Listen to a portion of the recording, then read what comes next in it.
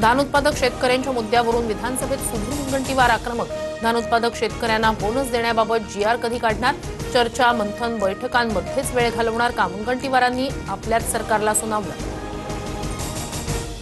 राज्याला अवकाळीचा तडाखा, नुकसानग्रस्तांना सरकार न्याय कधी देणार? विधानसभेत विजय वडेट्टीवार आक्रमक।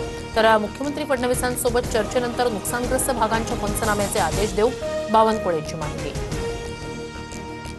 मुंबई महानगरपालिकेचा आज पहिला अर्थसंकल्प सादर होणार। प्रशासक राज नंतरचा हा पहिला अर्थसंकल्प असणार। यंदा अर्थसंकल्प 80,000 कोटींच्या घरात पोहोचण्याचा अंदाज। मराठा आरक्षणाचा पेच सुटणार का? हैदराबाद गॅझेटियरसाठी 6 महिन्यांनंतर अखेर विशेष समिती स्थापन। कुणबी प्रमाणपत्र देण्याच्या प्रक्रियेला वेग येणार। डीजीसीएकडून विमान सुरक्षेसंदर्भात नवीन कठोर नियम जाहीर। चार्टर्ड खासगी विमान कंपन्यांसाठी झिरो टॉलरन्स पॉलिसी। नव्या नियमात व्यावसायिक हितांपेक्षा सुरक्षेला जास्त महत्त्व। जळगावात पुन्हा मॉब लिंचिंग, मुलाला पळवण्याच्या अफवेनं जमावाकडून मारहाण, तरुणाचा मृत्यू। जळगाव तालुक्यातील आव्हाणेमधील घटना।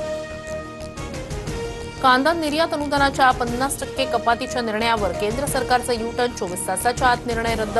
नाशिकमधील कांदा उत्पादक शेतकऱ्यांचं 2 कोटींचं नुकसान।